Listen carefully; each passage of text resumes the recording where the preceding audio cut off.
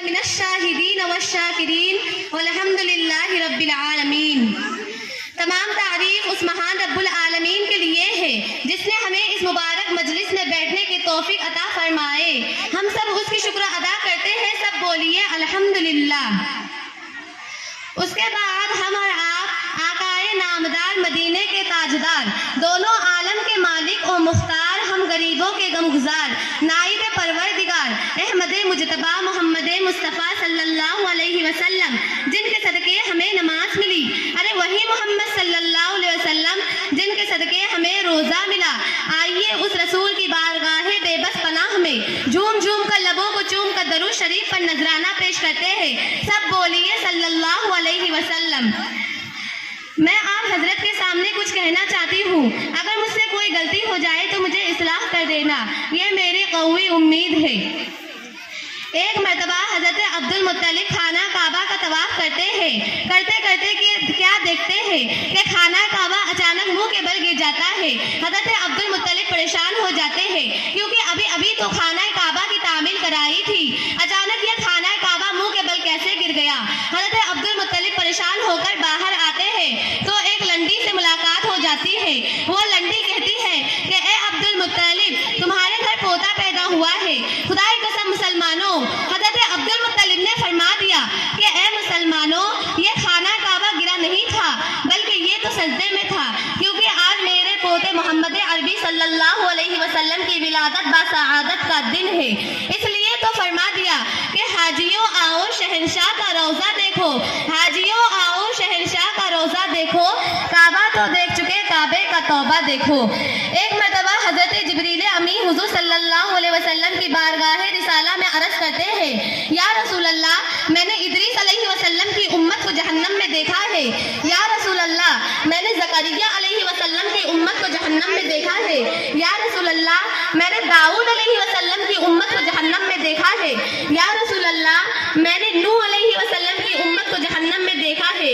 اتنا کہہ کر حضرت جبریل امی خاموش ہو جاتے ہیں، کیونکہ وہ جانتے تھے اگر انہوں نے حضور صلی اللہ علیہ وسلم کو ان کی بھی امت کو جہنم میں دیکھنے کا تذکرہ کر دیا تو حضور صلی اللہ علیہ وسلم کی آنکھوں سے آنسو اشک بار ہو جائیں گے، حضور کا چین بے چینی میں بدل جائے گا، حضور کا قرار بے قراری میں بدل جائے گا، حضور بے قرار ہو جائیں گے۔ میرے رسول عرض کرتے ہیں کہ اے جبریل، کیا تو نے میری بھی امت کو جہنم میں دیکھا ہے؟ حضرت جبریل امی مجبوراً عرض کرتے ہیں کہ ہاں رسول اللہ، میں نے آپ کی بھی امت کو جہنم میں دیکھا ہے۔ اتنا سننے سے حضور صلی اللہ علیہ وسلم کی آنکھوں سے آنسو اشک بار ہو جاتے ہیں، حضور کا چین بے چینی میں بدل جاتا ہے، حضور کا قرار بے قراری میں بدل جاتا ہے، حضور بے قرار ہو جاتے ہیں اور روتے روتے غار ہیرا کی طرف چلے جاتے ہیں۔ ایک صحابہ کرام جو حضور صلی اللہ علیہ وسلم کے پیچھے نماز پڑھا کرتے تھے، وہ اس لیے نماز پڑھا کرتے تھے کہ ایک طرف تو اللہ کی عبادت ہو جائے گی، ایک طرف تو اللہ کی عبادت ہو جائے گی، دوسری طرف چہرائے انور کی زیارت ہو جائے گی۔ وہ صحابہ کرام روتے روتے ایک جنگل میں جاتے ہیں اور ایک چرواہے کو دیکھتے ہیں۔ وہ چرواہے سے عرض کرتے ہیں کہ اے چرواہے، کیا تو نے میرے نبی کو دیکھا ہے؟ کیا تو نے مسکول بصر کو دیکھا ہے؟ وہ چرواہا کہتا ہے، میں کسی نبی کو نہیں جانتا، میں کسی مسکول بصر کو نہیں جانتا، بس اتنا جانتا ہوں کہ کوئی اس غار میں جاتا ہے اور کوٹ کوٹ کر روتا ہے، جس کی آواز سن کر میری بکریوں نے چرنا چھوڑ دیا۔ اللہ اکبر، ہمارے نبی غار ہیرا میں رو رہے ہیں، کس لیے رو رہے ہیں؟ ہم گناہ گاروں کے لیے رو رہے ہیں، اور آج کل ہم ٹھیک سے نماز بھی پڑھا نہیں کرتے ہیں، اور میرے نبی غار ہیرا میں رو رہے ہیں۔ چرواہے سے یہ سننے کے بعد وہ صحابہ کرام سمجھ جاتے ہیں کہ اتنی دردناک آواز سے رونے والا، اتنی کوٹ کوٹ کر رونے والا میرے نبی کے علاوہ اور کوئی نہیں ہو سکتا، وہ میرے آقا کے علاوہ اور کوئی نہیں ہو سکتا۔ وہ صحابہ کرام روتے روتے غار ہیرا کی طرف چلے جاتے ہیں تو کیا دیکھتے ہیں کہ میرے نبی سجدے میں ہے، میرے نبی سجدے میں زور و قطار رو رہے ہیں۔ وہ صحابہ کرام عرض کرتے ہیں، یا رسول اللہ، سر کو سجدے سے اٹھا لیجئے، اے میرے آقا، سر کو سجدے سے اٹھا لیجئے، اے مسکول بصر، سر کو سجدے سے اٹھا لیجئے، اے حسن حسین کے نانا جان، سر کو سجدے سے اٹھا لیجئے، اے فاطمہ الزہرا کے بابا جان، سر کو سجدے سے اٹھا لیجئے۔ میرے آقا ان کی بات نہیں سن رہے ہیں، وہ صرف اپنے رب حبلی سے کہہ رہے ہیں، اے میرے اللہ، میری امت کو بخش دیجئے، میری امت کر دیجئے۔ وہ صحابہ کرام پھر عرض کرتے ہیں یا رسول اللہ سر کو سجدے سے اٹھا لیجئے۔ میرے نبی ان کی بات نہیں سن رہے ہیں۔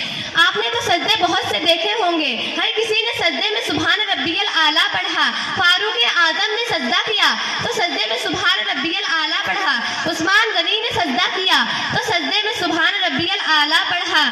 حضرت علی نے سجدہ کیا تو سجدے میں سبحان ربی الاعلیٰ پڑھا۔ کسی مفتی نے سجدہ کیا تو سجدے میں سبحان ربی الاعلیٰ پڑھا۔ یہاں تک کہ ہم بھی سبحان ربی الاعلیٰ پڑھتے ہیں، پر میرے نبی کیا کہہ رہے ہیں؟ وہ صرف اپنے رب حبلی سے کہہ رہے ہیں اے اللہ میری امت کو بخش دیجئے، میری امت کو میرے حوالے کر دیجئے۔ وما علینا الا البلاغ المبین۔ اس دعا کے ساتھ آپ سب سے اجازت چاہوں گی۔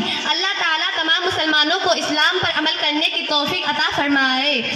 آپ سب کی ساعتوں کا بہت بہت شکریہ۔ السلام علیکم ورحمۃ اللہ وبرکاتہ۔